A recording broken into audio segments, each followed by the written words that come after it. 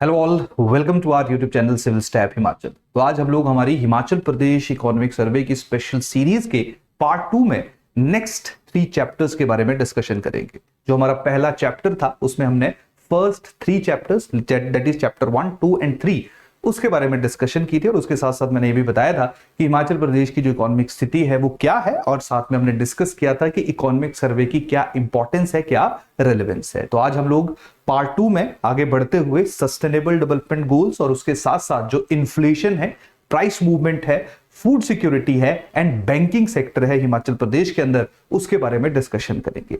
Last year जब prelims examination देखा गया था, तो आज का जो हमारा चैप्टर रहेंगे या आज जिन जिन टॉपिक्स के बारे में हम लोग डिस्कशन करेंगे, वहां से हमें 3 क्वेश्चंस देखने को मिले थे। तो आप लोग ध्यान रखिए, हर चैप्टर इंपॉर्टेंट है, कहीं से भी प्रश्न पूछे जा सकते हैं, किसी भी तरह के क्वेश्चन जो है वो पूछे जा सकते हैं, तो आप लोगों को हमेशा प्रिपेयर रहना है। लेकिन आज थोड़ा सा हम चेंज करेंगे। आज हम सबसे पहले चैप्टर वाइज एक बार ओवरव्यू करेंगे ताकि आप लोगों को आइडिया लगे, क्योंकि मैंने देखा बहुत ज्यादा प्रॉब्लम रहती है स्टूडेंट्स को, क्योंकि बहुत ज्यादा फैक्ट्स हैं तो आइडिया ही नहीं लगता है कि इस चैप्टर को कैसे अप्रोच किया जाए, या इतने ग्राफ्स बने हैं, उनका क्या ऑब्जेक्टिव है, उनको कैसे रीड करना है, क्लियर, उनकी क्या यूजेस है, क्या यूटिलाइजेशन है हमारे एग्जाम के अंदर। तो यही कारण है, पहले हम कंसेप्ट करेंगे, यानी कि पूरा एक चैप्टर का ओवरव्यू देखेंगे, फिर हम फैक्चुअल इंफॉर्मेशन की तरफ मूव करेंगे, ताकि आप लोग जो है वो चीजों को एक दूसरे के साथ रिलेट कर सको, क्योंकि बहुत इंपॉर्टेंट होता है, बहुत रेलिवेंट होता है, क्लियर। इंस्टेंट कि आप इसको छोड़ दो, क्योंकि मैंने बताया था आपको ये प्री में, मेंस में, और उसके साथ साथ जो भी आपके आर्गुमेंट्स रहते हैं, क्लियर, जो भी आपके ओपिनियंस हैं, उनको भी काफी हद तक इकोनॉमिक सर्वे जो वो सही या गलत जो है वो प्रूव कर सकता है। तो यही रीजन है, आप लोग इसको थोड़ा सा सीरियसली पढ़ा करिए, क्योंकि अल्टीमेटली जब आप ना गवर्नमेंट सेक्टर को ज्वाइन करेंगे तो ये सारा डाटा, ये सारी इंफॉर्मेशन जो है वो पॉलिसी मेकिंग में आपको काफी मदद करेगी, और उसके साथ साथ जो पॉलिसीज अभी तक चल रही हैं उनकी इफेक्टिवनेस को भी इनके थ्रू जो है असेस किया जाता है। सरकार के जो रिसेंट इनिशिएटिव्स हैं वो भी इन डॉक्यूमेंट्स के थ्रू कवर किए जाते हैं। तो यही कारण है, जो गवर्नमेंट डॉक्यूमेंट्स है वो आप लोगों को वैसे भी रीड करने हैं। और सबसे बड़ी बात रहती है कि आजकल जो बहुत इशू चल रहा है, that is problem of plenty, clear, यानी कि इतनी ज्यादा इंफॉर्मेशन अवेलेबल है कि पता ही नहीं चलता है कि किसके ऊपर विश्वास करें और किसके ऊपर ना करें, क्लियर। तो ये जो गवर्नमेंट के सोर्सेज रहते हैं, इनके ऊपर हम 100% ट्रस्ट करते हैं। कल को किसी भी तरह का कोई डिस्प्यूट होता है तो हम इनको साइड कर सकते हैं, क्लियर। तो यही रीजन है कि आप लोग जो है वो इनको सीरियसली पढ़ोगे, लेकिन हाँ, धीरे धीरे पढ़िए। कोई ऐसा जरूरी नहीं है कि 10 दिन में पूरा इकोनॉमिक सर्वे पढ़ देना है, पूरे 2 महीने को डिवाइड कर लीजिए, क्योंकि अभी आपका पेपर जो नायब तहसीलदार का है उसकी भी डेट आ ही चुकी है, और जो आपका एचएएस का पेपर है वो शायद जून या जुलाई के आसपास होने की संभावना है, क्योंकि अभी तक नोटिफिकेशन जो है वो उनके द्वारा रिलीज नहीं की गई है। तो आपके पास समय है, तो जो पढ़ रहे हो अभी तक उसको रिवाइज करते रहिए, और उसके साथ साथ थोड़ा थोड़ा समय जो है वो इन डॉक्यूमेंट्स के ऊपर लगाइए, चाहे मैं बजट की बात करूंगा, चाहे मैं इकोनॉमिक सर्वे की बात करूंगा, क्लियर। और धीरे धीरे जब आप 3, 4, 5 बार इनको रिवाइज करोगे तो इनके साथ आप बहुत, इनकी अंडरस्टैंडिंग जो वो आपकी बेटर हो जाएगी, और किसी भी तरह के प्रश्न, किसी भी तरह के क्वेश्चन जो एग्जाम में आप लोगों को देखने को मिलेंगे, आप उनको बहुत ईजिली टैकल कर लोगे, क्लियर। तो चलिए आज का जो हमारा सेशन है उसकी शुरुआत करते हैं। तो सबसे पहले आज हम लोग डिस्कशन करेंगे रिगार्डिंग सस्टेनेबल डेवलपमेंट गोल्स। और सस्टेनेबल डेवलपमेंट के लिए गुड गवर्नेंस की बहुत ज्यादा आवश्यकता रहती है, क्योंकि अगर गुड गवर्नेंस नहीं होगी, क्लियर, अगर पीपल सेंट्रिक अप्रोच सरकार के द्वारा अख्तियार नहीं की जाएगी, तो सस्टेनेबल डेवलपमेंट गोल्स को अचीव करना बहुत ज्यादा मुश्किल रहेगा। यही कारण है आज का जो हमारा चैप्टर है, clear, that is your sustainable development goals, उसमें सस्टेनेबल डेवलपमेंट गोल्स के साथ साथ जो गुड गवर्नेंस के इंडिकेटर्स हैं या इंडेक्सेस हैं उनके बारे में भी डिस्कशन की जाएगी। और उसके साथ साथ जो गरीबी है, जो ऑलमोस्ट हर एक प्रॉब्लम की जड़ है, उसको कैसे रिमूव किया जाए, उसका क्या स्टेटस है, उसको भी हम लोग मल्टी डायमेंशनल पॉवर्टी इंडेक्स के रूप में डिस्कशन करेंगे, क्लियर। तो आज का जो हमारा चैप्टर रहेगा सबसे पहले, तो उसमें मेनली 5 चीजों के ऊपर जो है वो डिस्कशन की गई है, क्लियर। तो सबसे पहली जो डिस्कशन हमें देखने को मिलेगी हमारे इस चैप्टर में, वो है सस्टेनेबल डेवलपमेंट गोल्स के ऊपर। तो होपफुली आप लोगों ने सस्टेनेबल डेवलपमेंट गोल्स के बारे में सुना होगा। सस्टेनेबल डेवलपमेंट गोल्स जो हैं 2015 में यूनाइटेड नेशन के द्वारा एक रेजोल्यूशन पास किया गया, जिसके थ्रू ये डिसाइड किया गया कि आने वाले 15 सालों में, यानी कि 2016 से लेके 2030 तक, 2016 टू 2030, क्लियर, 17 गोल्स को अचीव किया जाएगा। 17 गोल्स को अचीव किया जाएगा, 17 गोल्स को अचीव किया जाएगा। इन गोल्स का जो मेन ऑब्जेक्टिव है, बाकी ये गोल्स क्या क्या है उनके बारे में तो हम डिस्कशन कर ही देंगे। जैसे आसान भाषा में अगर मैं डिस्कशन करूं कि जो एक्सट्रीम पॉवर्टी है उसको रिमूव कर देना है, जो भुखमरी है उसको रिमूव करना है, फूड सिक्योरिटी जो है वो लोगों तक पहुंचानी है, क्लियर। उसके साथ साथ सस्टेनेबल एग्रीकल्चर करना है, इंडस्ट्रियल ग्रोथ लेके आनी है, एनवायरमेंटल प्रोटेक्शन करनी है, क्लाइमेट चेंज जो है उसको टैकल करना है। तो अलग अलग गोल जो है वो हम लोगों को in the form of sustainable development goals देखने को मिले, जो 2016 से एप्लीकेबल है और 2030 का टारगेट रखा गया है, जिनमें हम लोग इन सारे के सारे गोल्स को अचीव करेंगे, क्लियर। और हर एक जो हमारा गोल रहेगा, हर एक गोल के अंदर मल्टीपल टारगेट्स जो है वो डिसाइड किए गए हैं। यानी कि जैसे मैं फर्स्ट गोल की बात करता हूं जिसको हम लोग कहेंगे सस्टेनेबल डेवलपमेंट गोल 1, तो सस्टेनेबल डेवलपमेंट गोल 1 जो है वो हमारा है नो पॉवर्टी, कि जो गरीबी है वो नहीं होनी चाहिए, नो पॉवर्टी। अब उस नो पॉवर्टी के अंदर भी, यानी कि इस गोल के अंदर भी 7 अलग अलग टारगेट रखे गए हैं, 7 अलग अलग टारगेट्स रखे गए हैं। जैसे एक टारगेट है कि हमने एक्सट्रीम पॉवर्टी को रिमूव कर देना है। एक्सट्रीम पॉवर्टी मेनली रहती है आपकी कि जो जहां पे कोई भी एक इंसान जो है वो डेली बेसिस के ऊपर $1.90 से कम कमा रहा है, वो एक्सट्रीम पॉवर्टी के अंदर कंसीडर किया जाएगा। तो नो पॉवर्टी का जो पहला टारगेट है वो यही है इन 7 में से, कि हमने एक्सट्रीम पॉवर्टी को रिमूव कर देना है, और जो जनरल पॉवर्टी है उसको 50% तक कम कर देना है, उसको रिड्यूस कर देना है, क्लियर। तो इस तरीके से 7 अलग अलग टारगेट जो है वो स्पेसिफिक गोल के अंदर मेंशन किए गए हैं।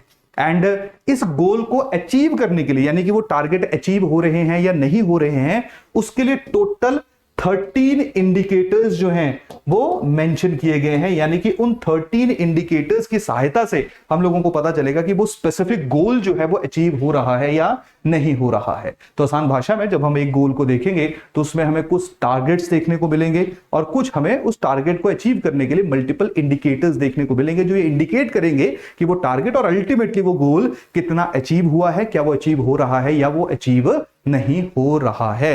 तो ये जो है वो आपके हैं सस्टेनेबल डेवलपमेंट गोल्स। ये सारी मैं कहानी इसलिए मेंशन कर रहा हूं क्योंकि आप लोग अपने इकोनॉमिक सर्वे के अंदर इन सारी की सारी चीजों के बारे में देखोगे, तो यही कारण है आप लोगों को थोड़ा सा आइडिया होना चाहिए।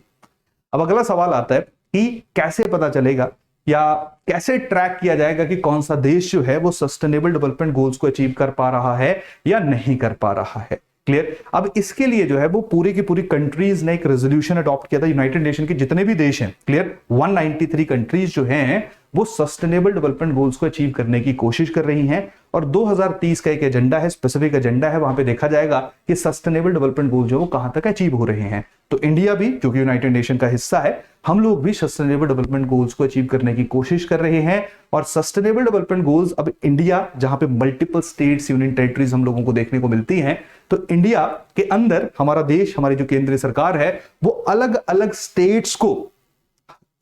स्टेट्स को प्रॉपरली ऑब्जर्व कर रही है कि जो सस्टेनेबल डेवलपमेंट गोल्स हैं उनमें कौन सी स्टेट अच्छा परफॉर्म कर रही है और कौन सी स्टेट जो है वो पीछे चल रही है, ताकि सेंटर को भी आइडिया लग सके कि किस स्टेट को पुश करने की जरूरत है। और उसके साथ साथ जो एक स्टेट है वो दूसरी स्टेट को देख के कहीं ना कहीं जो कॉम्पिटिटिवनेस है, जो कॉम्पिटिटिव फेडरलिज्म का एक एस्पेक्ट है, वो भी यहां पे इंड्यूस किया जाए, और एक स्टेट जो है वो भी कोशिश करे कि मैंने भी, अगर केरला बेस्ट है, हिमाचल बेस्ट है, तो कोशिश करेंगे कि हम भी वहां पे पहुंचे, क्लियर। तो सस्टेनेबल डेवलपमेंट जो वर्ल्ड लेवल के ऊपर, यूएन लेवल के ऊपर डिजाइन किया गया है, अब कंट्री उनको अचीव करने की कोशिश कर रही है।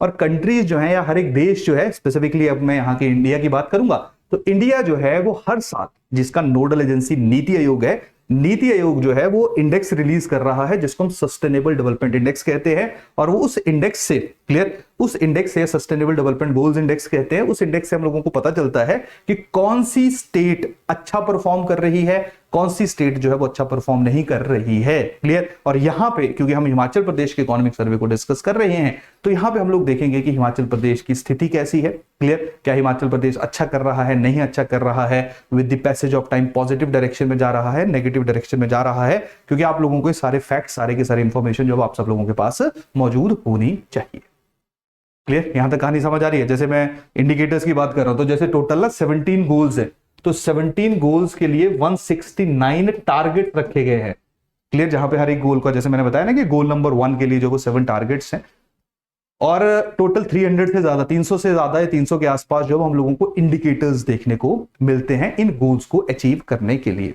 क्लियर। तो सस्टेनेबल डेवलपमेंट जो है वो ज्यादा कॉम्प्रिहेंसिव है। सस्टेनेबल डेवलपमेंट गोल्स जो हैं वो ज्यादा इंक्लूसिव हैं। क्लियर, यहाँ पे पूरे देश जो है उनकी रैंकिंग होगी या पूरे देश की असेसमेंट होगी, पूरी कंट्रीज की असेसमेंट होगी, क्योंकि सस्टेनेबल डेवलपमेंट गोल्स से ना पहले मिलेनियम MDG हुआ करते थे। क्लियर, मिलेनियम डेवलपमेंट गोल्स, जो मिलेनियम डेवलपमेंट गोल्स हुआ करते थे वो थोड़े नैरो थे, वो डेवलपिंग कंट्रीज को टारगेट करते थे, जहां पे डेवलपिंग कंट्रीज को टारगेट दिए गए थे या गोल्स दिए गए थे कि आपने 15 सालों में यानी कि 2000 से लेकर 2015 तक आपने ये गोल्स जो है वो अचीव करने हैं। जैसे MDG में टोटल 8 गोल्स हुआ करते थे, लेकिन वो थोड़ा नैरो कंसेप्ट था। वहां पे सोशल जो डेवलपमेंट है उसको ज्यादा तवज्जो दी जाती थी कि गरीबी हटा दो, भुखमरी हटा दो। क्लियर, वहां पे एनवायरमेंटल या जो इकोनॉमिक डिस्पैरिटी है उसको उतना ज्यादा इंपॉर्टेंस नहीं दी जाती थी।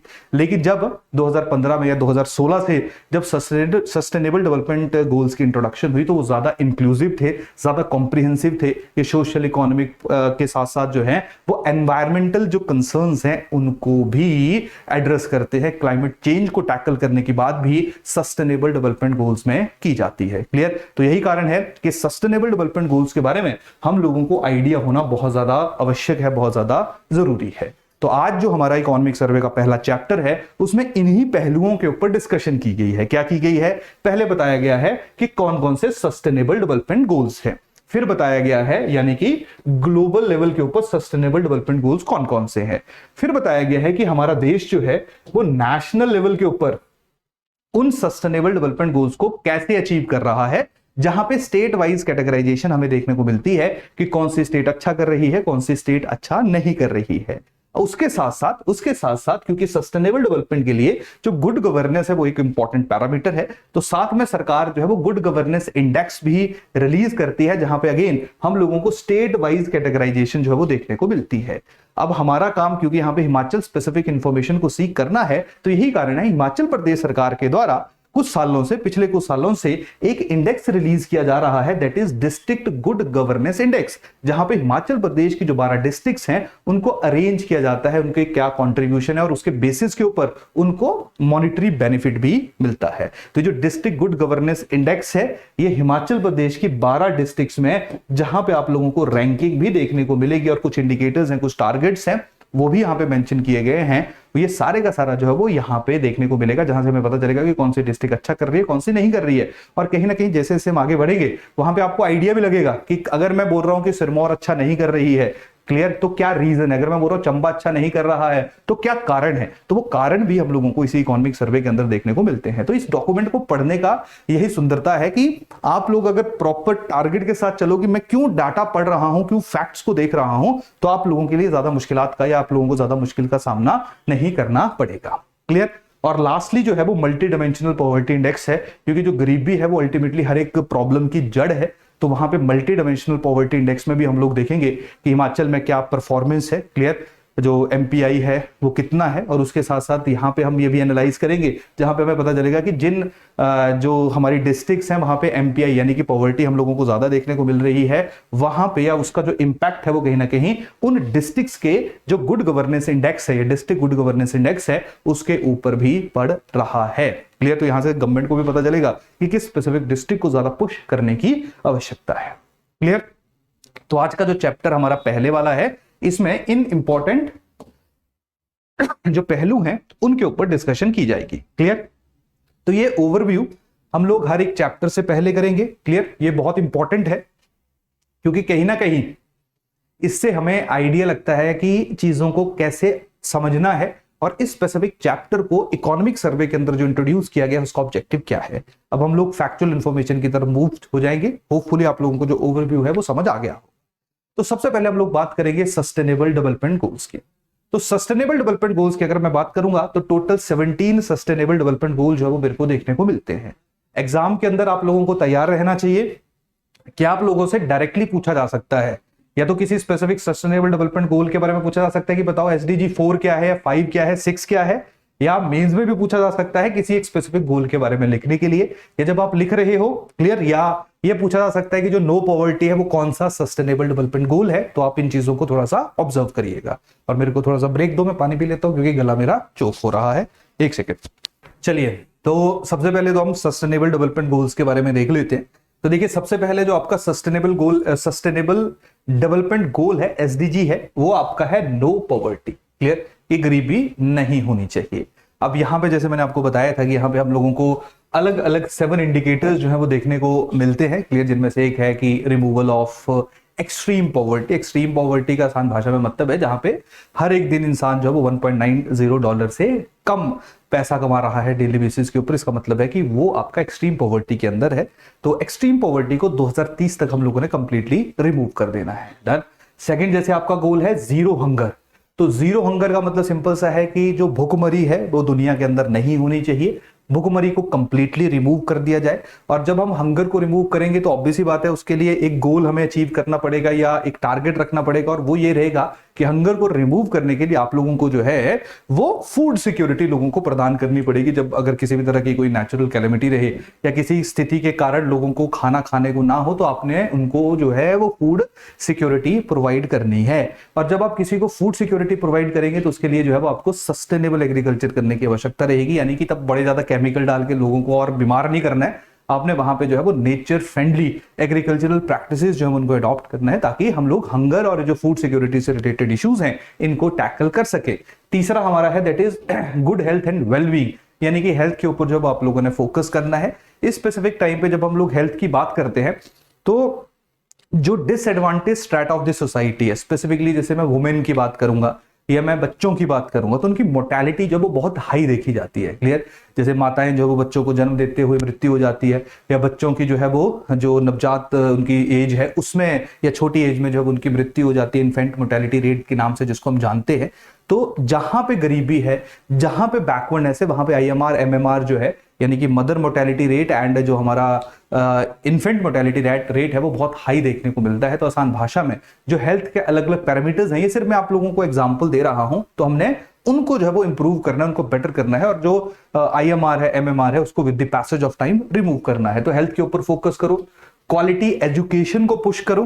क्लियर, जहां पे पहली बात है एजुकेशन को फ्री रखो, बेटर रखो, अच्छा infrastructure, innovation, better techniques teaching के अंदर इंट्रोड्यूस करो। क्लियर। नेक्स्ट जो है तो कहीं ना कहीं जो आप देखिए रिलेट कर सकते हो, आप जो न्यू एजुकेशन पॉलिसी है, क्लियर, उसके साथ साथ जो हमारे यहाँ पे MMR या IMR को कर्टेल करने की जो प्रयत्न किए जाते हैं, या जो वुमेन के लिए जो है वो स्पेशल खाना, क्योंकि न्यूट्रिशन का बहुत इशू रहता है, बच्चों के लिए स्पेशल स्कीम सरकार के द्वारा इशू की जा रही है, चाहे नेशनल लेवल की सरकार है हमारी, चाहे स्टेट लेवल की जो है वो गवर्नमेंट है। नेशनल फूड सिक्योरिटी मिशन जो है वो कहीं ना कहीं जो हंगर है उसी को ही टैकल करने के लिए जो है वो इंट्रोड्यूस किया गया है। डन।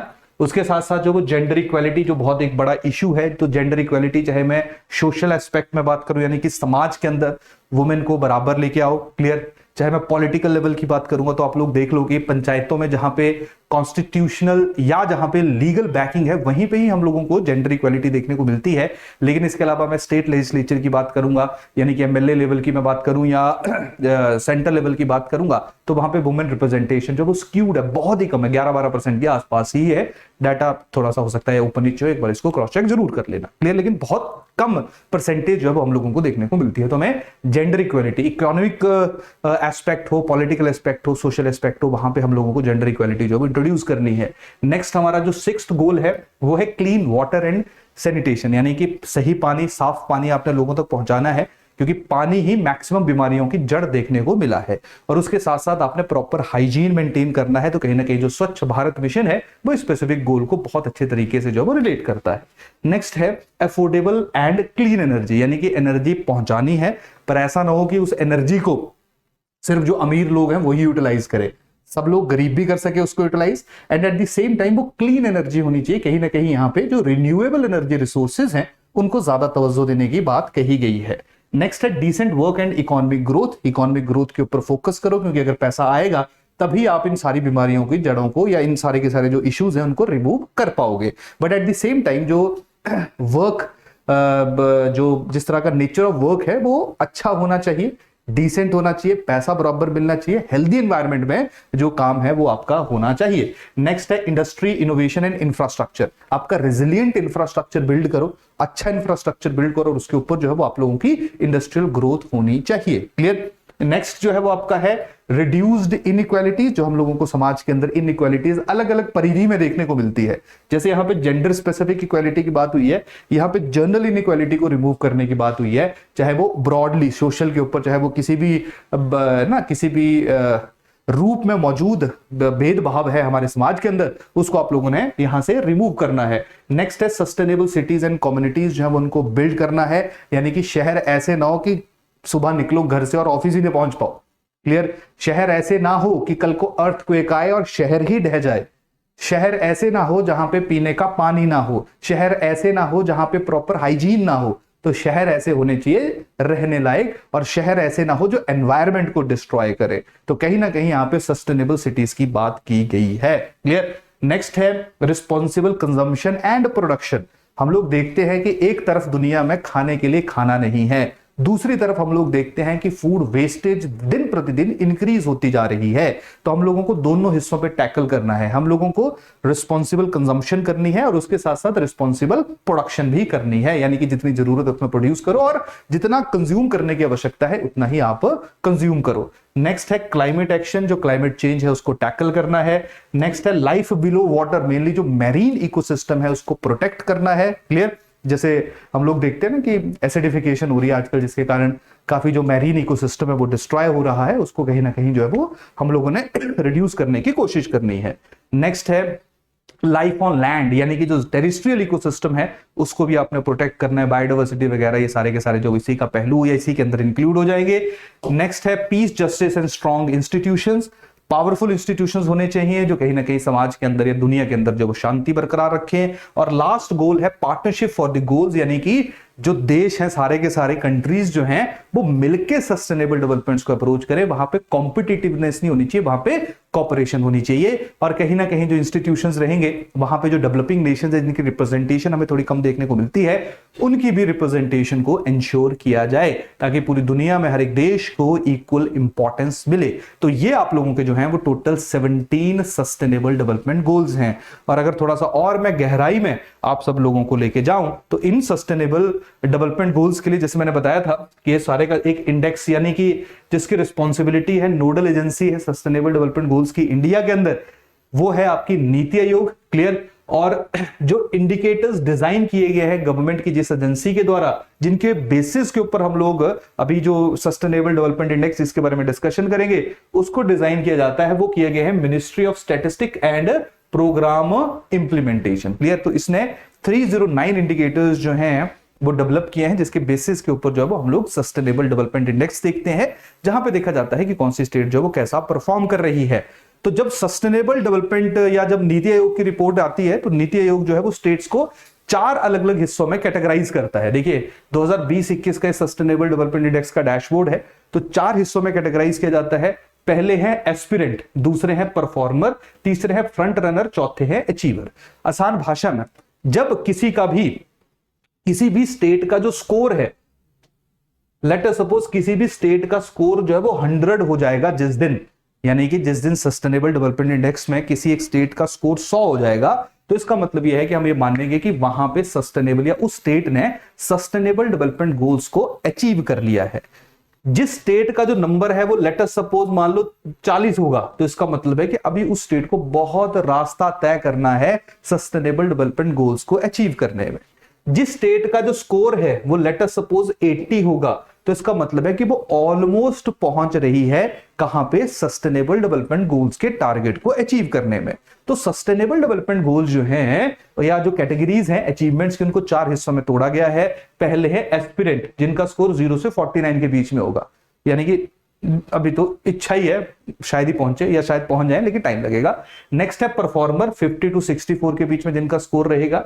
नेक्स्ट है फ्रंट रनर, जिनका 65 से 99 के बीच में स्कोर रहेगा। और अचीवर का मतलब है जिसका 100 स्कोर होगा। अचीवर का मतलब है कि उसने जो सस्टेनेबल डेवलपमेंट गोल है उसके टारगेट को अचीव कर लिया है। क्लियर। यहां तक कहानी समझ आ रहा है। अब ये बड़ा इंपॉर्टेंट है, ये तो चलो आपके लिए रेलेवेंट है, लेकिन ये थोड़ा सा नेशनल लेवल के ऊपर आ जाएगा। अब हमारे लिए इंपॉर्टेंट है क्योंकि अब हम हिमाचल प्रदेश की स्पेसिफिकली बात करेंगे। तो बात की जाए 2020-21 का जो एसडीजी इंडेक्स रिलीज किया गया, तो वहां पे केरला का स्कोर देखो कितना है, 75। हिमाचल का स्कोर कितना है, 74। तो हिमाचल जो है वो इस इंडेक्स में हमारी जो रैंकिंग है 2020-21 में वो कितनी आई, वो हमारी सेकंड रैंकिंग है। और उसके साथ साथ जो ज्वाइंटली हम लोग तमिलनाडु के साथ उसको सिक्योर कर रहे हैं। तमिलनाडु का रैंक 3 रखा गया है, आंध्रा जो है उसको चौथे नंबर पे डाला गया है। या आंध्रा और गोवा जो है उनका सेम कंबाइंड स्कोर जो है हम लोगों को देखने को मिलता है।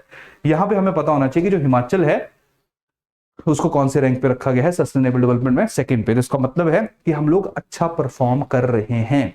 अब अगला सवाल दिमाग में आना चाहिए कि जो सस्टेनेबल डेवलपमेंट के अलग अलग पैरामीटर्स हैं, अब तो हिमाचल तक पहुंच गए हम लोग। अब हम लोग हिमाचल की जो स्थिति है उसको गहराई में डिस्कस करेंगे कि हिमाचल कहां अच्छा कर रहा है, कहां अच्छा कर रहा है, कहां अच्छा नहीं कर रहा है। क्लियर। जैसे मैं बात करूंगा कि जब मैं वुमेन या बच्चों की बात करूंगा तो हिमाचल में जो है वो स्टंटेड ग्रोथ हमें ज्यादा देखने को मिलती है, कि छोटे ना जिन बच्चों की जहां पे हाइट जो है इंक्रीज नहीं होती, या न्यूट्रिशन लेवल जो है वो बच्चों के अंदर कम देखने को मिलते। तो कुछ पैरामीटर्स ऐसे होंगे जहां पे हिमाचल अच्छा नहीं कर रहा है, कुछ ऐसे पैरामीटर्स हैं जहां पे हिमाचल अच्छा कर रहा है। तो ये भी आप लोगों को यहां से आइडिया होना चाहिए कि हिमाचल किन पैरामीटर्स में अच्छा है, किन पैरामीटर्स में अच्छा नहीं है, ताकि आप प्रॉब्लम्स को इन चैप्टर्स के थ्रू एनालाइज कर सको, हिमाचल की क्या प्रॉब्लम्स है, और सोल्यूशन के रूप में जो है वो उनका कोई ना कोई एक ऑल्टरनेट जो है वो पिच कर सको। तो ये सारी अंडरस्टैंडिंग जो वो बहुत ज्यादा इंपॉर्टेंट रहती है, बहुत ज्यादा रेलिवेंट रहती है। ये देखो सबसे पहले, अब देखो यहां पे एसडीजी 14 नहीं है। अब हिमाचल में एसडीजी 14 इसलिए जरूरी नहीं है क्योंकि मैरीन इकोसिस्टम का कोई बड़ा ज्यादा लॉजिक तो यहाँ पे है नहीं, तो यही कारण है आप यहाँ पे मिसिंग देखोगे एसडीजी 14 को। एसडीजी 17 जो है वो उस लेवल के ऊपर है, यानी कि कंट्री लेवल के ऊपर कॉपरेशन की बात हो रहा है, तो एसडीजी 17 हमारे लिए वैसे भी इंपॉर्टेंट नहीं है। क्लियर। लेकिन बाकी गोल्स है। अब देखो ना, यहाँ पे आप प्रॉपरली ऑब्जर्व करना, यहाँ पे प्रॉपरली ऑब्जर्व करो। देखो सबसे पहले हिमाचल की जो स्थिति है ये देखिए अच्छी नहीं है। यहाँ पे ये देखो अलग अलग स्टेट्स है ना, टॉप 5 परफॉर्मिंग स्टेट्स थी एसडीजी इंडेक्स में, कौन कौन सी थी, केरला, तमिलनाडु, आंध्रा, गोवा, हिमाचल। तो ये हिमाचल का डाटा है। तो हिमाचल में अब सारा तो नहीं याद रखेंगे हम लोग, बस हम आइडेंटिफाई करेंगे कि कहां पे मेजर इशू हमें फेस करना पड़ रहा है।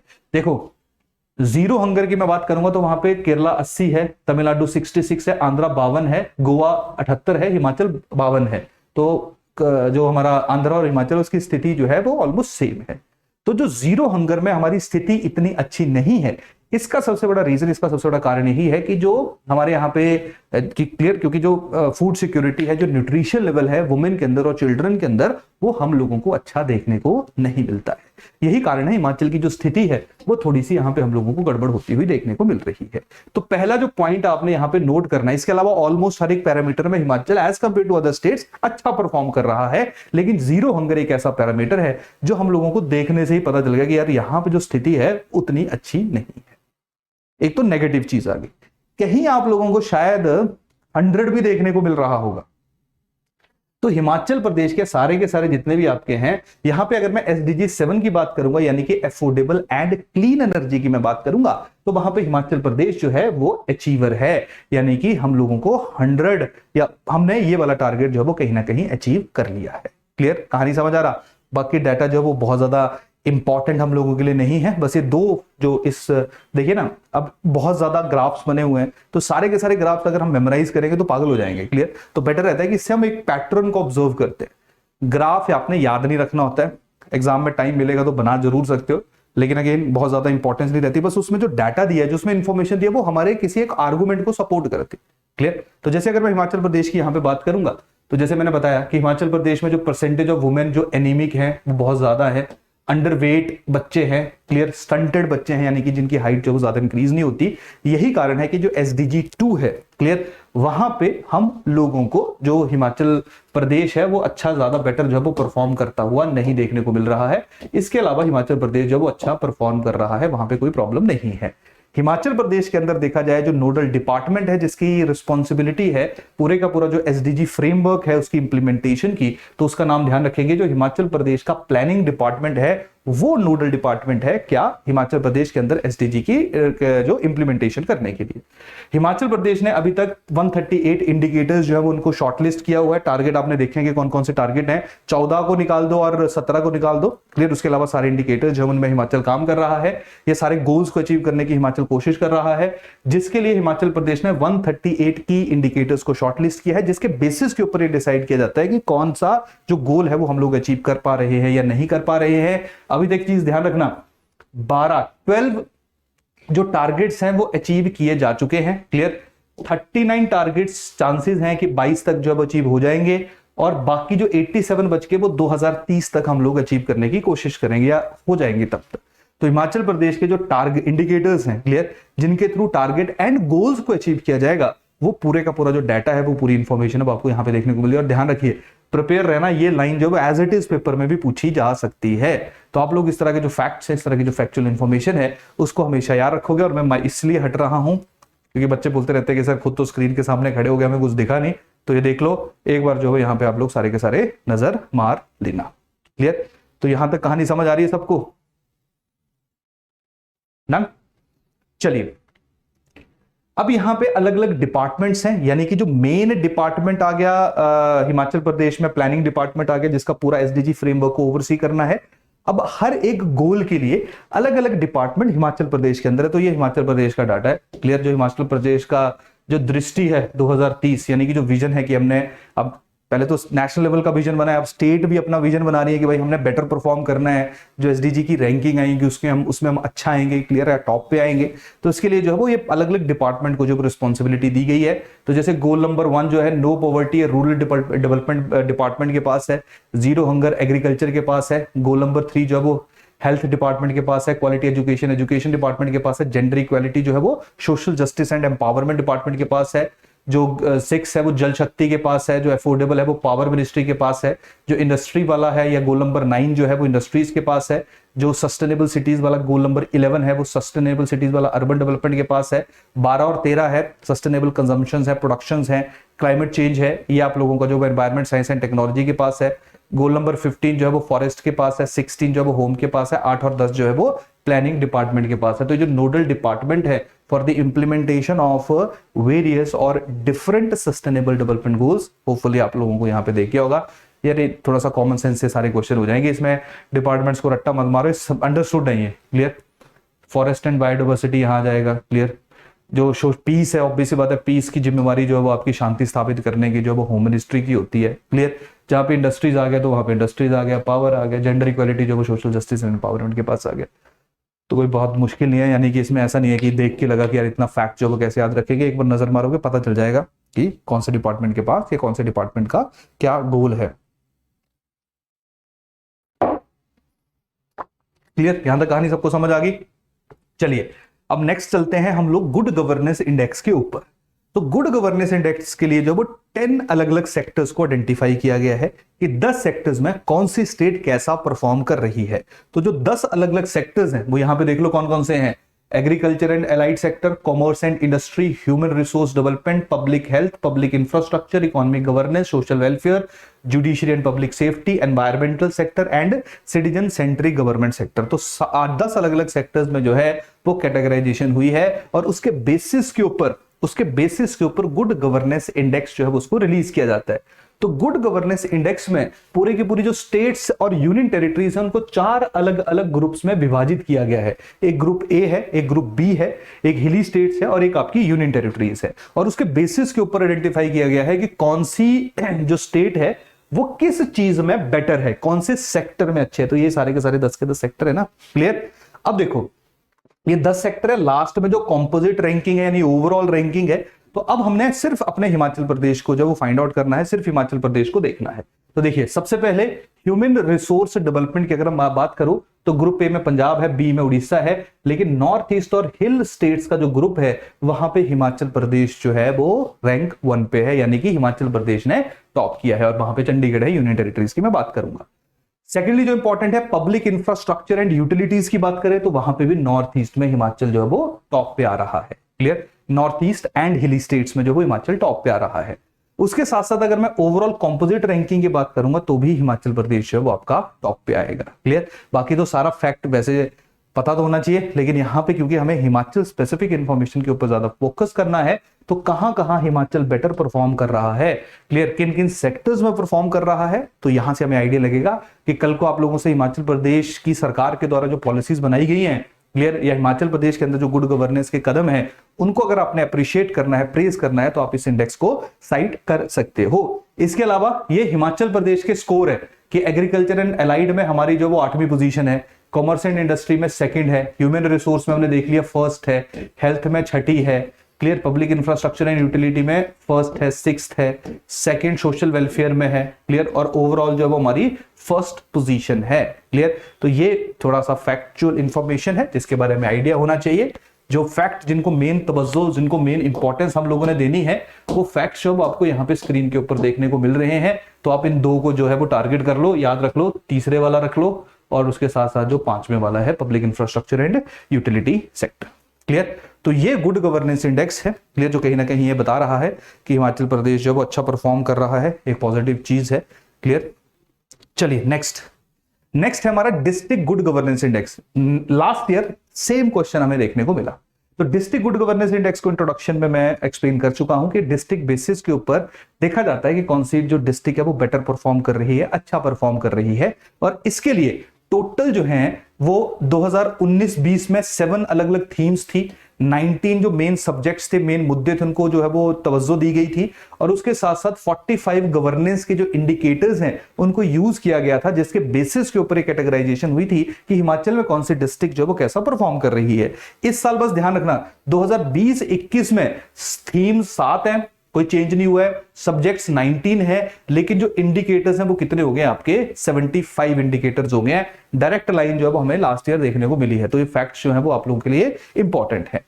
इसके साथ साथ मैंने बताया कि जो डिस्ट्रिक्ट रैंक टॉप पे जाएगी, क्लियर, जो सबसे पहला रैंक रहेगा जिस डिस्ट्रिक्ट का स्पेसिफिक इंडेक्स में, उसको 50 लाख रुपया जो सरकार के द्वारा डिस्ट्रिक्ट को दिया जाएगा। जो दूसरे नंबर पे रहेगी उसको 35 लाख रुपया जो सरकार के द्वारा दिया जाएगा, और जो तीसरे नंबर पे रहेगी उस डिस्ट्रिक्ट को जो है वो 25 लाख रुपीस जो है वो सरकार के द्वारा, यानी कि जो हमारी स्टेट गवर्नमेंट उसके द्वारा दी जाएगी, क्योंकि वो डिस्ट्रिक्ट जो है वो बेटर परफॉर्म कर रही हैं, अच्छी परफॉर्मेंस दे रही हैं।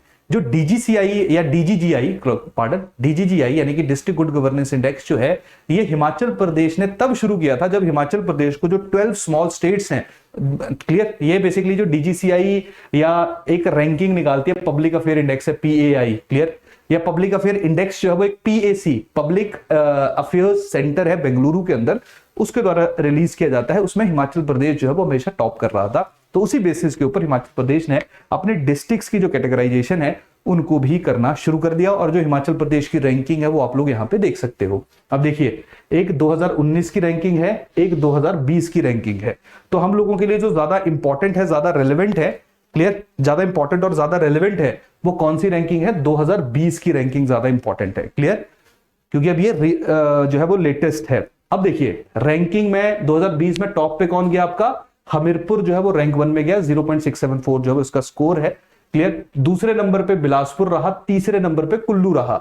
नीचे देखेंगे 10th नंबर पे किन्नौर है, 9th पे सिरमौर है, 11th पे चंबा है, और लास्ट पे जो है वो आपका कौन सा है? लाहौल एंड स्पीति है। तो आप लोग वैसे तो टॉप 3 और लास्ट के 2-3 एक बार नजर मार लो, क्योंकि रैंकिंग जो है या इस स्पेसिफिक इंडेक्स में आप लोगों को कंफ्यूज किया जा सकता है। ये 2020 का इंडेक्स है। अगर मैं 2019 के इंडेक्स की बात करूंगा तो यहां पे जो हमीरपुर है वो तीसरे नंबर पे था, बिलासपुर उस इंडेक्स में पहले नंबर पे था, और कुल्लू ने बहुत ग्रो किया है। कुल्लू जो है वो पहले 6ठे नंबर पे हुआ करता था, इस बार कुल्लू जो है वो किस रैंक पे आ गया है? तीसरे रैंक के ऊपर हमें कुल्लू आता हुआ देखने को मिला है। तो कहीं ना कहीं जो डिस्ट्रिक्ट्स हैं इनके लिए भी एक कॉम्पिटिटिवनेस है कि भाई कैसे जो है वो ये अपने आप को ज्यादा ग्रो करे, क्लियर। और एक डिस्ट्रिक्ट का दूसरी डिस्ट्रिक्ट के साथ जब कंपैरिजन रहता है तो यहाँ पे देख लीजिए जो 6ठे नंबर पे थी वो तीसरे नंबर पे आ गई, that is your Kullu district, clear. तो आप लोगों को ये जो फैक्चुअल है इनको ध्यान रखना। देखो कभी कभी ना पता नहीं होता तुम लोगों को कि कौन सी रेफरेंस ली जाएगी, कि कभी हो सकता है कि लास्ट ईयर के इकोनॉमिक सर्वे को ही सोर्स ले ले और वहां पे 20 के बारे में पूछे ही ना, 19 के इंडेक्स के बारे में पूछे, तो वहां पे आप लोग थोड़ा सा कंफ्यूज हो सकते हो। तो यहाँ पे 19 और 20 को थोड़ा सा एक बार नजर मार लेना, फर्स्ट सेकंड थर्ड क्या है, क्योंकि लास्ट टाइम भी जो 11th और 12th वाली थी वो सेम है। देखिए किन्नौर पहले 5वें में थी, क्लियर, और यहाँ पे इस बार जो वो किन्नौर जो आपको 10th लेवल पे शिफ्ट होती हुई देखने को मिली है। इकोनॉमिक सर्वे में वैसे इनको स्पेसिफिक रीजंस देने चाहिए थे, जैसे इन्होंने चंबा और सिरमौर क्यों नीचे हैं, इसका एक मल्टी डायमेंशनल पॉवर्टी इंडेक्स के थ्रू हमें समझाने की कोशिश तो की गई है, लेकिन इनके बारे में हमें ज्यादा डिटेल्ड इन्फॉर्मेशन नहीं मिली। अगर इन्फॉर्मेशन होती तो ज्यादा बेटर होता ये अंडरस्टैंड करने के लिए कि ये शफलिंग क्यों हुई है, क्लियर। तो कहीं ना कहीं ये चीज जो है वो यहाँ पे इंक्लूड होनी चाहिए थी, लेकिन नहीं है। तो अगेन तो ये फैक्ट है, ये डाटा है जिसके बारे में आप लोगों को आइडिया होना चाहिए। तो यहां तक कहानी सबको समझ आ गई, क्लियर। अब लास्ट जो हमारा जो चैप्टर 3 है उसका जो इंपॉर्टेंट टॉपिक है that is multi dimensional poverty index. तो मल्टी डायमेंशनल पॉवर्टी इंडेक्स की अगर हम बात करें तो देखिए एक तो गरीबी निकलती थी इनकम बेसिस के ऊपर, क्लियर। अब गरीबी निकल रही है मल्टी डायमेंशनल पॉवर्टी इंडेक्स जो है, ये 3 अलग अलग पैरामीटर्स के ऊपर मेनली हम लोग असेसमेंट करते हैं, जिसके आगे 10 और सब डिविजन्स है जहां पे डिसाइड किया जाता है कि कौन सा जो इंडिविजुअल है वो गरीब है या नहीं है। तो मल्टी डायमेंशनल पॉवर्टी इंडेक्स जो है उसमें 2 चीजों को पता होना चाहिए।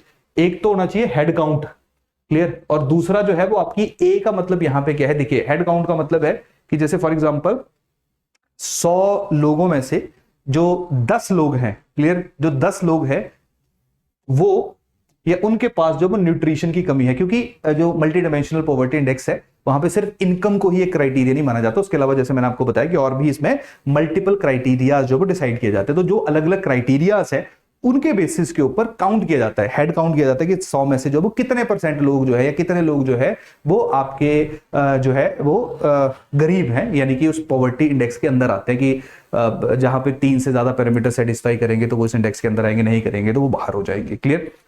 तो पहली बात यहां पे आ जाएगी, तो ए में तो नंबर, एच के का मतलब है नंबर आ गया, ए का मतलब है कि अगर वो डिप्राइव्ड है, लेट अस सपोज वो न्यूट्रिशन से डिप्राइव्ड है, तो कितनी डिप्रीवेशन है कि न्यूट्रिशन लेट अस सपोज जो है वो 100 होना चाहिए और वो 80 ग्राम ले रहे हैं तो 20 की डिप्रीवेशन है, 40 ले रहे हैं तो 60 की डिप्रीवेशन है।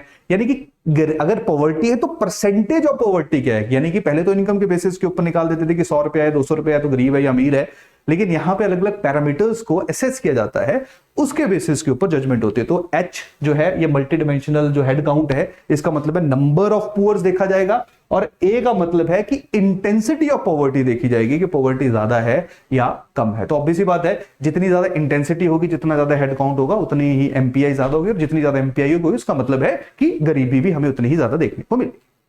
तो अगर हम बात करेंगे एमपीआई की, तो देखो यहां पे आप लोगों को जो है वो कंपैरिजन करना है, डन। तो सबसे पहले जो है वो इंडिया और हिमाचल का कंपैरिजन किया गया है। तो इंडिया में जो हेड काउंट रेशियो है वो 25.01 है, नंबर इतना है। इंटेंसिटी यानी कि जो डेप्रीवेशन है कि कितनी गरीबी है वो 47.13, बहुत ज्यादा होता है, क्लियर। तो टोटल जब हम एमपीआई कैलकुलेट करेंगे तो 0.118 आ जाएगी आपकी, क्लियर। अगर मैं इंडिया की बात करूंगा, हिमाचल की अगर मैं बात करूंगा तो देखो हिमाचल में रिलेटिवली जो हेड काउंट रेशियो है वो कम है, 7.62 है, इंटेंसिटी भी कम है, 39.43 है, और हिमाचल की जो एमपीआई आपको देखने को मिलेगी वो कितनी है, 0.03, क्लियर। तो यहां तक देखो, यहां से असेसमेंट प्रॉपर हो रही है कि हिमाचल जो है वो रिलेटिवली वहां पे एमपीआई जो हम लोगों को कम देखने को मिल रहा है as compare to the national level. उसके अलावा ये रूरल और अर्बन लेवल है, इसको देखना होगा तो आप लोग देख लेना, लेकिन यहाँ पे मेन मुद्दा जो है यहाँ पे आप लोगों को एक असेसमेंट देना है। अब मैं हिमाचल की ना, अब मैं आपको बता दूंगा कि एमपीआई जो है वो कैसे डीजीसीआई को कहीं ना, या जो आपका डिस्ट्रिक्ट गुड गवर्नेंस इंडेक्स है, डीजीसीआई नहीं है, डिस्ट्रिक्ट गुड गवर्नेंस इंडेक्स है, वो कैसे उसको इन्फ्लुएंस करता है। तो एक बार नजर मार लेते हैं। देखिए सिरमौर और चंबा की बात कर लेते हैं, क्लियर। तो सिरमौर में head count ratio for nutrition 9.51% है, clear. Head count ratio for cooking fuel देखो अलग अलग उसमें असेसमेंट हो रही है, 10.58% है। हाउसिंग का 6.99% है। मेंटल हेल्थ का 6.92। तो देखो इसमें हर चीज की असेसमेंट हो रही है मल्टी डायमेंशनल पॉवर्टी में। न्यूट्रिशन की हो रही है, कुकिंग फ्यूल मिल रहा है नहीं मिल रहा है, हाउसिंग है, कुकिंग फ्यूल कितना नहीं मिल रहा है वो आपकी इंटेंसिटी को असेस करेगा। हेड काउंट का मतलब कि कितने नंबर ऑफ लोग जो है वो डिप्राइव्ड है, डन। चंबा की मैं बात करूंगा, न्यूट्रिशन में 9.69% आ गया, कुकिंग फ्यूल में 10.96 आ गया, हाउसिंग में 7.95 आ गया, और जो हमारा मेंटल हेल्थ है वहां पे 9.63% आ गया। तो यहां पे जो सिरमौर और चंबा है ये एज अ कंपेयर टू बाकी डिस्ट्रिक्ट्स के साथ में कंपेयर करूंगा तो वहां पे हमें ज्यादा हेड काउंट रेशियो यानी कि ज्यादा गरीब लोग जो है वो देखने को मिल रहे हैं, जिसका कहीं ना कहीं इंपैक्ट जो है वो आपको उन जो हमारे इंडेक्सेस उनके ऊपर भी देखने को मिल रहा है। यही कारण है चंबा जो है और सिरमौर जो है वो आपको 11th और 9th प्लेस के ऊपर देखने को मिल रहे हैं, क्लियर। देखो 11वें नंबर पे चंबा है और 9th पे जो आपका सिरमौर है। तो ये पूरा एक दूसरे के साथ रिलेटेड होता है, क्योंकि अगर गुड गवर्नेंस यानी कि इंस्टीट्यूशंस जो हैं वो अच्छा बेटर तरीके से काम करेंगे तो कहीं ना कहीं ये जो एमपीआई है यानी कि जो पॉवर्टी का इंडिकेटर है वो भी हम लोगों को कम होता हुआ देखने को मिलेगा। समझ आई कहानी की नहीं आई, क्लियर। तो ये जो है ये हमारा पहला चैप्टर है। होपफुली आप लोगों को पूरे का पूरा जो रिलेशन है, पूरे का पूरा जो ओवरऑल जो है कंपैरिजन है वो आप लोगों को समझ आ गया होगा, डन, क्लियर। चलें आगे फिर। तो ये था हमारा चैप्टर 4। अब चैप्टर 5 की तरफ मूव करते हैं। चैप्टर 5 की तरफ मूव करते हैं। तो चैप्टर 5 हमारा है institutional and bank finances.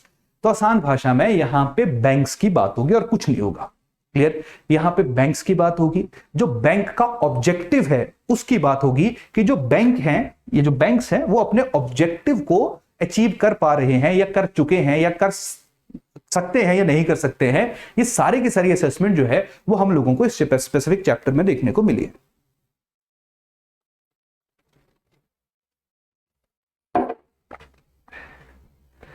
Clear?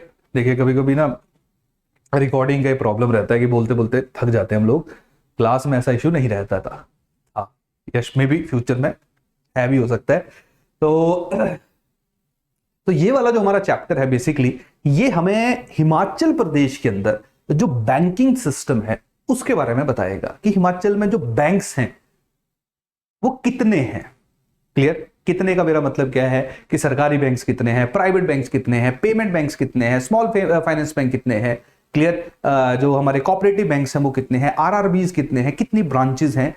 तो जितनी ब्रांचेस होंगी या क्या रेशियो है, क्या रेशियो है, यानी कि पर ब्रांच कितने, या एक ब्रांच जो वो ऑन एन एवरेज कितने लोगों को केटर कर रही है। तो इंडिया के मुकाबले 1/3 है, यानी कि वहां 10-11 हजार है तो वहां पे 3-4 हजार के आसपास ही है। क्लियर? तो इसका मतलब कि बैंकिंग फैसिलिटीज भी थोड़ी सी बेटर है। तो सबसे पहले तो हम ये देखेंगे कि अच्छा पहले पता भी होना चाहिए क्योंकि बैंकिंग फैसिलिटी बेटर होगी, यानी कि लोगों के पास बैंक्स ज्यादा एक्सेसिबल होंगे, तो ऑब्वियस सी बात है जो बैंक्स के थ्रू मिलने वाला बेनिफिट है वो लोगों तक ज्यादा पहुंचेगा। और हमारा प्रदेश जो एग्रेरियन, यानी मैं एग्रेरियन तो चलो बोल भी सकता हूं, लेकिन स्पेसिफिकली मैं यहां पे कहना चाहता था हमारा प्रदेश जहां पे रूरल पॉपुलेशन हमें बहुत ज्यादा देखने को मिलती है, वहां पे बैंक्स एज एन इंस्टीट्यूशन बहुत इंपॉर्टेंट रोल अदा करते हैं। तो यही कारण है ये इकोनॉमिक सर्वे जो है वो इसी को ही इसी के ऊपर जो वो रोशनी डालेगा और प्रकाश डालेगा, जहां पे हमें बताएगा पहले कि हिमाचल के अंदर जो बैंकिंग सिस्टम है वो कैसा है। उसके साथ हमें बताएगा कि जो हमारे यहां पे फाइनेंशियल इंक्लूजन, यानी कि जहां पे हर एक तबके की या सरकार के द्वारा फाइनेंशियल इंक्लूजन इनिशिएटिव जो शुरू किया गया था उसका ऑब्जेक्टिव था कि हर एक तबके को, क्लियर, हर एक समाज के वर्ग को हम लोगों ने जो है वो इंक्लूड करना है फाइनेंशियली। जो सरकार है वो चाहेगी कि हर एक इंसान का खाता हो, क्योंकि ये खाता अगर होता तो ही तो कोविड के दौरान जो पैसे ट्रांसफर हुए वो तभी हुए, नहीं तो हो नहीं पाता।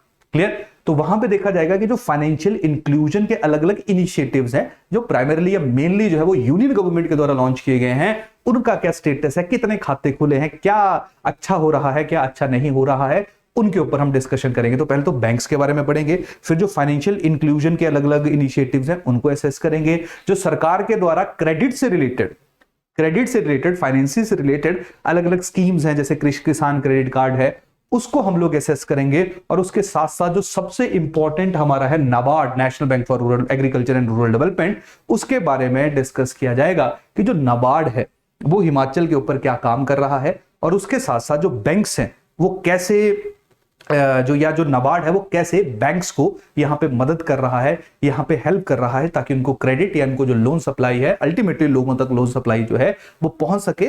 और हमारा जो एरिया जहां पे कहीं ना कहीं जहां पे रूरल पॉपुलेशन बहुत ज्यादा डोमिनेट कर रही है और उसके साथ साथ एग्रीकल्चर कुछ स्पेसिफिक जगहों के ऊपर ही बेटर हो सकता है, तो उनके पास क्रेडिट फैसिलिटी हमेशा रहे, ताकि लोग जो है वो अपना स्किल डेवलप कर सके, अपने जो अलग अलग एंटरप्राइजिंग है या जो भी एंटरप्राइजेस उन्होंने ओपन करनी है उनको वो खोल सके। तो ये अलग अलग पहलू जो है वो स्पेसिफिक चैप्टर के अंदर कवर किए गए हैं। तो यहां पे फैक्ट्स ज्यादा रहेंगे, लेकिन आप लोगों ने ज्यादा घबराना नहीं है, क्योंकि एग्जाम पर्सपेक्टिव से लास्ट ईयर हम लोगों को यहां से सवाल देखने को मिला था नाबार्ड, और एक ऐसा सवाल था जो लोगों को लगता था पूछा नहीं जाएगा, लेकिन वही पूछ लिया इन लोगों ने। तो always expect the unexpected from HPPSC, क्योंकि ये इतिहास है और इतिहास जो है अपने आप को रिपीट करता है। क्लियर?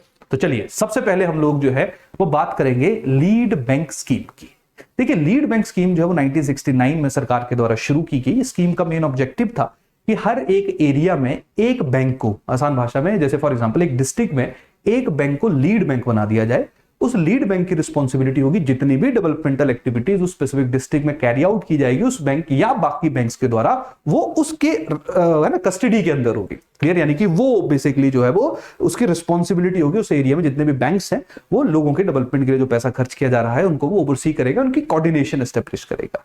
तो लीड बैंक स्कीम जो है उसमें हमारे यहां पे 3 लीड बैंक हम लोगों को देखने को मिलते हैं जो अलग अलग डिस्ट्रिक्ट्स में लीड कर रहे हैं। क्लियर? जिनमें सबसे पहला बैंक कौन सा है? Punjab national bank. तो पंजाब नेशनल बैंक जो है वो हमीरपुर, कांगड़ा, किन्नौर, कुल्लू, मंडी और Una, clear, done, in specific district का लीड बैंक है। दूसरा है यूको बैंक।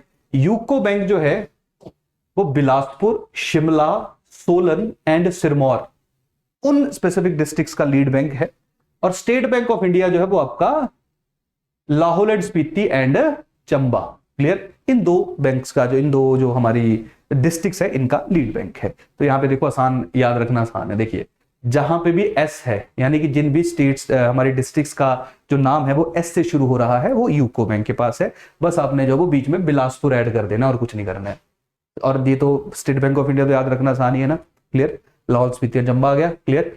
और जो बाकी बच गई वो सारी की सारी किसके अंदर आ जाएगी, पंजाब नेशनल बैंक के अंदर आ जाएगी। तो ये मेमोराइज करना कोई बड़ा मुश्किल नहीं है, क्लियर। थोड़ा सा दिमाग लगाओगे तो कर लोगे। इसके साथ साथ जो है वो जितने भी हमारे पूरे स्टेट के बैंक्स होते हैं उनकी एक कमेटी बनती है, उसका भी कोई हेड होता है। तो यहां पे जो हमारी convener bank of state level bankers committee है, एसएलबीसी जिसको हम कहा जाता है, उसका जो हेड या उस बैंक को जो उस एरिया या इस स्टेट का जो इस स्पेसिफिक कमेटी का जो हेड है या जो लीड कर रहा है वो कौन सा है, ये जो कन्वेनर बैंक है वो कौन सा है, वो आपका है यूको बैंक, क्लियर। तो यूको बैंक आप लोग देखते हो कि हिमाचल में काफी ज्यादा प्रेजेंस जो है वो हम लोगों को देखने को मिलती है। तो पहली इंफॉर्मेशन समझ आ गई, ये तो इंपॉर्टेंट है, ये तो आप लोग याद कर ही लेना, ठीक है। बाकी चाहे आगे डाटा डूटा याद करना होगा कर लेना, नहीं करना होगा मत करना, मर्जी है तुम्हारी। लेकिन मैं कहूंगा आपको कि नजर जरूर मारते रहिए, क्योंकि हमने बहुत फैक्चुअल क्वेश्चंस देखे। अब तो फिर भी थोड़ा टाइम बेटर हो रहा है, लेकिन काफी फैक्ट्स जो यहां से पूछे जा सकते हैं। दूसरा है हिमाचल में जो टोटल नंबर ऑफ ब्रांचेस हैं वो 2244 बैंक ब्रांचेस है, जिनमें से 76% 76% ब्रांचेस जो हैं वो रूरल एरियाज के अंदर हैं, क्लियर।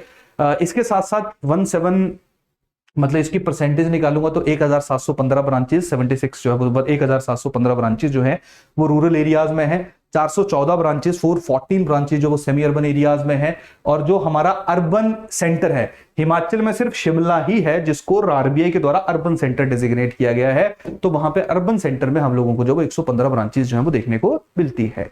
अगर हम 2011 सेंसस की बात करेंगे तो हिमाचल में पर बैंक जो एवरेज है, यानी कि एक बैंक कितने लोगों को सर्विस दे रहा है ऑन एन एवरेज, यानी कि जितनी पॉपुलेशन और जितने बैंक्स हैं उसके बेसिस के ऊपर अप्रोक्सीमेटली 3000 यानी कि 3059 जो है वो एवरेज पॉपुलेशन है पर ब्रांच के ऊपर, क्लियर। और नेशनल एवरेज आप देखिए 11,000 है, 3-4 गुना का फर्क है, क्लियर। यानी कि हमारे यहां पे जो बैंकिंग फैसिलिटी है या बैंकों की जो परिस्थिति है, बैंकों की जो स्थिति है वो काफी अच्छी है, काफी बेटर है।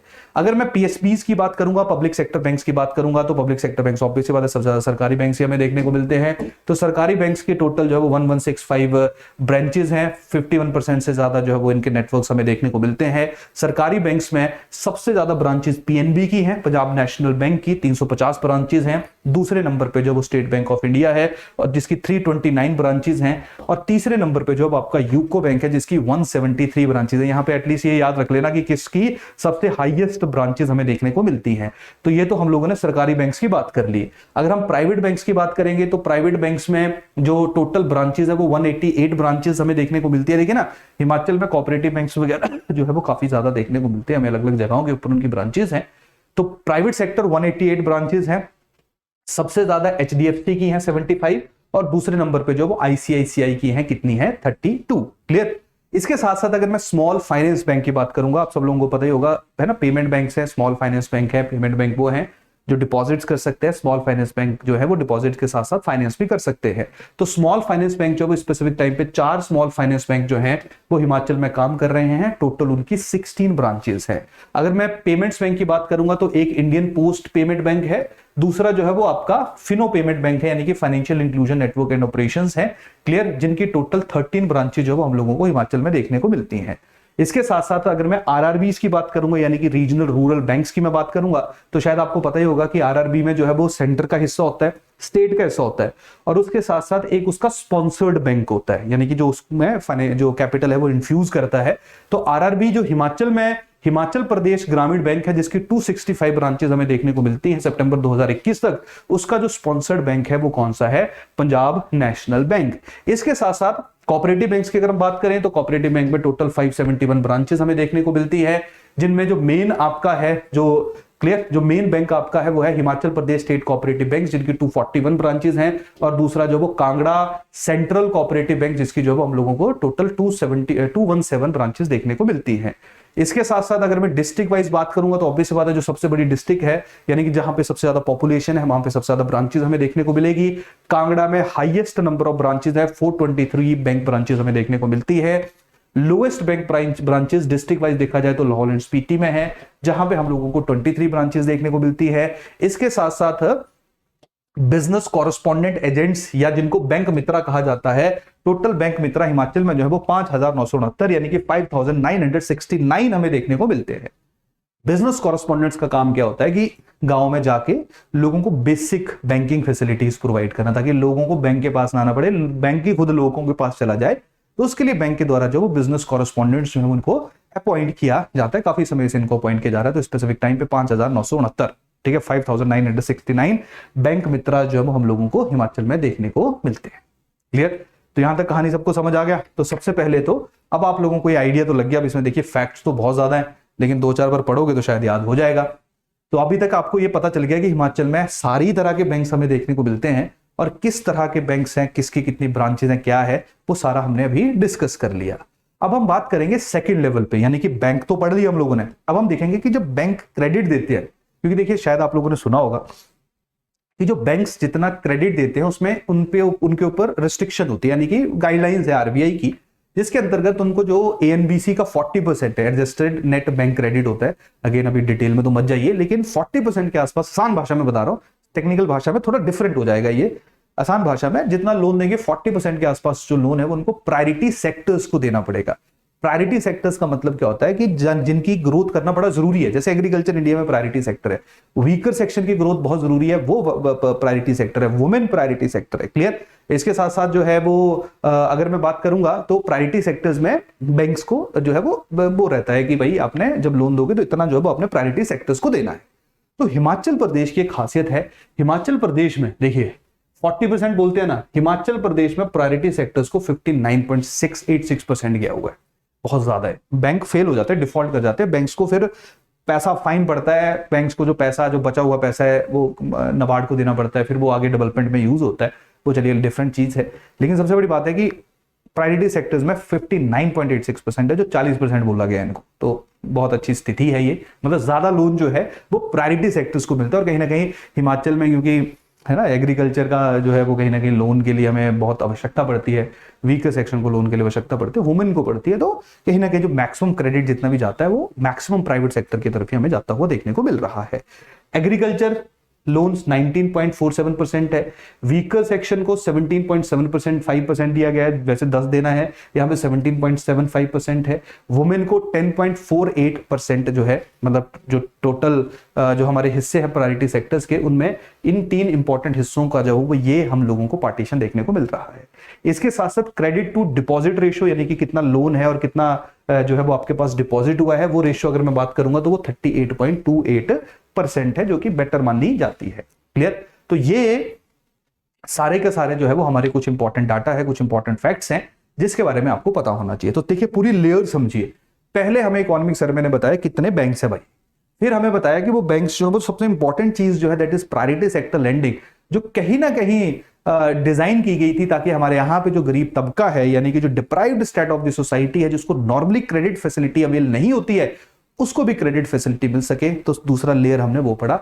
तीसरी जो और इंपॉर्टेंट लेयर है वो ये है कि फाइनेंशियल इंक्लूजन के अलग अलग जो इनिशिएटिव्स यहां पे लिए गए हैं। देखिए जब 2014 में सरकार चेंज हुई थी तो एक स्कीम आई थी प्रधानमंत्री जन धन योजना, यानी कि हर एक घर में जो है वो आप लोगों ने BSBDA basic saving bank deposit account जो है वो ओपन करना है, यानी कि हर घर में खाता होना चाहिए। क्लियर? फिर उस स्कीम में जो लोग थे उनके लिए सरकार ने और बेटर स्कीम्स जो है वो लॉन्च की, जैसे प्रधानमंत्री सुरक्षा बीमा योजना। प्रधानमंत्री सुरक्षा बीमा योजना का मतलब क्या था कि मान लो कोई इंसान जो है उसकी डेथ हो जाती है या वो परमानेंटली डिसेबल हो जाता है, तो उसको जो वो 2 लाख रुपया सरकार की तरफ से दिया जाए। और अगर कोई इंसान जो है वो पार्शियली डिसेबल हो जाता है तो उसको सरकार जो है वो 1 लाख रुपया दे, आसान भाषा में इंश्योरेंस किया जाए। क्लियर? तो ये 12 रुपया जो है वो पर साल की किस्त कटती है। डन? ये प्रधानमंत्री सुरक्षा बीमा योजना यानी कि लाइफ इंश्योरेंस है एक तरह से आप लोगों का या किसी का भी जिनका BSBDA अकाउंट होगा। क्लियर? और नेक्स्ट है प्रधानमंत्री जीवन ज्योति बीमा योजना। जीवन ज्योति बीमा योजना जो है काइंड ऑफ हेल्थ के साथ रिलेटेड है, ये जो वो लाइफ के साथ रिलेटेड है, यानी कि किसी की अगर मृत्यु हो जाती है, क्लियर, तो उसको जो वो 2 लाख रुपया जो है वो सरकार के द्वारा दिया जाएगा, मतलब सरकार के द्वारा दिया जाएगा अगर वो इस स्कीम के अंतर्गत जो है वो अपने आप को रजिस्टर करवाएगा। क्लियर? इसका जो वो 330 रुपया पर साल का प्रीमियम अमाउंट जो है वो काटा जाता है। क्लियर? तो ये 2 स्कीम जो वो सरकार के द्वारा रिलीज की थी वो 18 से आई थिंक 70 ईयर्स तक थी, 50 तक के लोगों तक की स्कीम थी। तो ये अलग अलग स्कीम है। इसके साथ साथ एक अटल पेंशन है ना, एक अटल पेंशन योजना थी।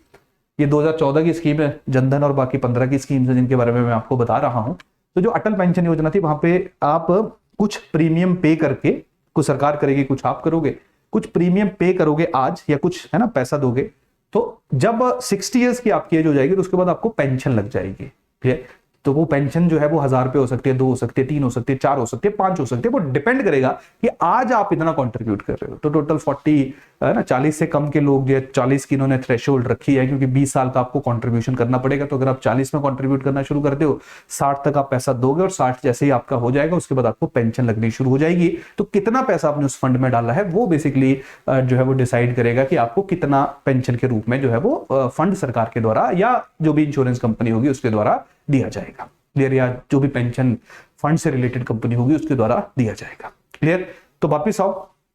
तो देखो यार, अब ये बड़ा फैक्ट्स है, लेकिन थोड़ा सा 2-3 अगर लाइनें याद भी रख लो तो इंपॉर्टेंट रहेगा।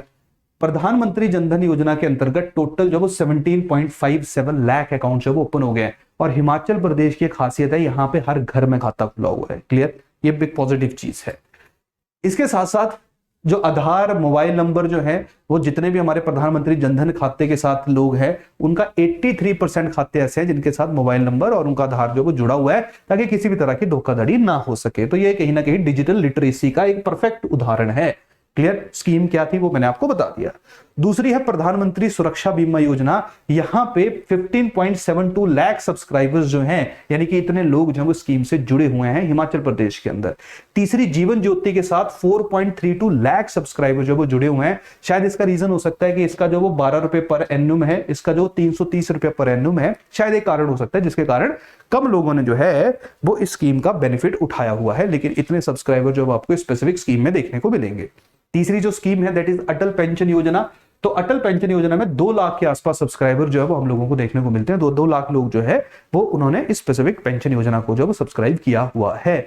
तो आप लोग देखिए बेटर परफॉर्म हो रहा है, नो डाउट गैप बहुत है कि बीएस जो आपके जनधन के खाते हैं वो आई थिंक कितने 17 लाख के आसपास है, और जो अटल पेंशन योजना है उसमें 2 लाख ही आया हुआ है। क्लियर, तो कहीं ना कहीं मिसमैचिंग तो है, but at the same time 2 lakh लोगों ने भी अगर बेनिफिट लिया तो उनको कहीं ना फायदा होगा बाद में, जैसे ही उनको 60 साल की एज को अचीव करेंगे। क्लियर, नेक्स्ट है stand up India scheme. Stand up India scheme का मेन ऑब्जेक्टिव क्या था, जहां पे हर एक ब्रांच को 10 लाख से लेके 1 करोड़ के बीच का लोन देना है। पर ब्रांच की जिम्मेवारी है, हर ब्रांच 10 से लेके 1 करोड़ के बीच का एटलीस्ट एक को, एक वो कौन होगा, वो एससी हो सकते हैं, वो एसटीज हो सकते हैं, वो वुमेन हो सकती है, उसको क्रेडिट देंगे, उसको लोन देंगे ताकि वो अपने जो है वो इंडस्ट्रीज या जो भी उन्होंने कंपनी वगैरह या कोई भी बिजनेस शुरू करना है वो अपना बिजनेस शुरू कर सके।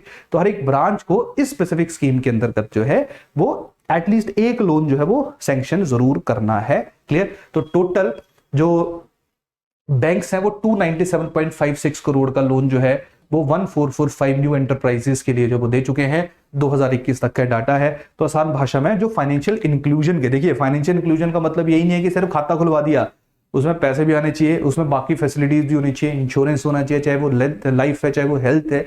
साथ में अगर मैं अपना बिजनेस करना चाह रहा हूं उसके लिए भी मेरे पास कहीं ना कहीं अपॉर्चुनिटीज होनी चाहिए। पैसा मेरे पास नहीं है, मेरे पास विजन है, तो कोई ना कोई मेरे को स्पॉन्सर करे, कोई ना कोई मेरे को फंड करे। इसी के अंतर्गत सरकार के द्वारा जो है वो अलग अलग स्कीम्स, अलग अलग प्रोग्राम्स को लॉन्च किया जाता है। डन। इसके साथ अगर बैंक्स के बिजनेस वॉल्यूम की मैं बात करूंगा तो सितंबर 2020 में 139,352 के आसपास डिपॉजिट्स थे। 2021 तक 1,50,000 करोड़ के आसपास हो गए। तो डिपॉजिट्स में तो 7.70% की ग्रोथ रजिस्टर की गई। क्लियर। लोन की अगर मैं बात करूंगा तो यहां पे डिक्लाइन हुआ है। क्लियर, -3.35% का शायद कोविड जो है इसका बड़ा रीजन हो सकता है, क्योंकि लोगों को जो लोन ऑलरेडी लिए होते वो भी सरकार को जो है वो थोड़े टाइम के लिए उनके ऊपर मोरेटोरियम यानी कि कुछ देर के लिए वो लोन भी सस्पेंड करने पड़े।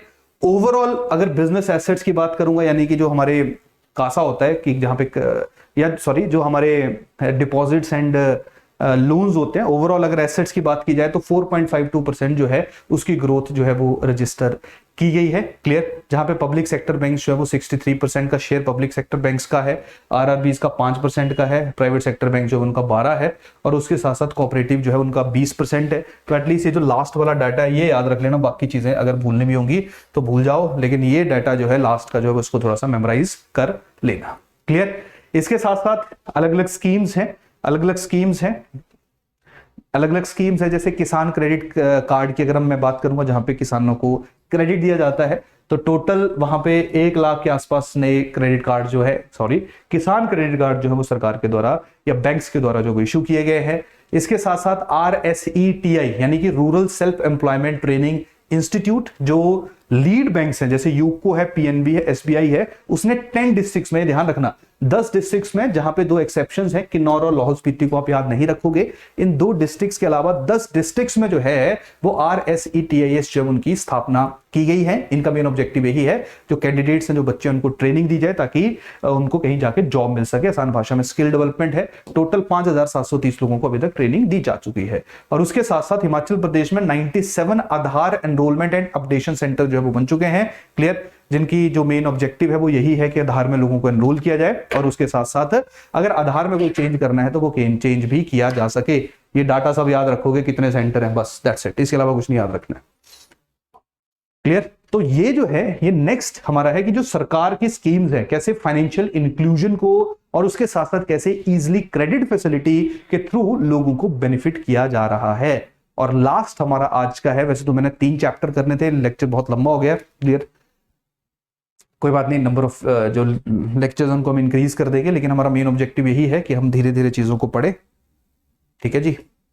देखिए नेक्स्ट है हमारा नाबार्ड का। देखिए national bank for agriculture and rural development का मेन ऑब्जेक्टिव क्या रहता है? पहला है कि जो रूरल एरियाज में रूरल इंफ्रास्ट्रक्चर के ऊपर जो भी क्रेडिट सप्लाई है उसमें किसी तरह की हिंड्रेंस नहीं होनी चाहिए। तो एक रूरल इंफ्रास्ट्रक्चर डेवलपमेंट फंड होता है RIDF, उसमें जो है वो पैसा सैंक्शन किया जाता है नाबार्ड के द्वारा, और जो या उस फंड से पैसा सैंक्शन किया जाता है नाबार्ड के द्वारा। तो इस बार जो हिमाचल प्रदेश जो है उसको टोटल फाइनेंशियल असिस्टेंस जो दी गई है RIDF से, क्लियर, मार्च 2021 तक, वो है 8,890 करोड़, क्लियर।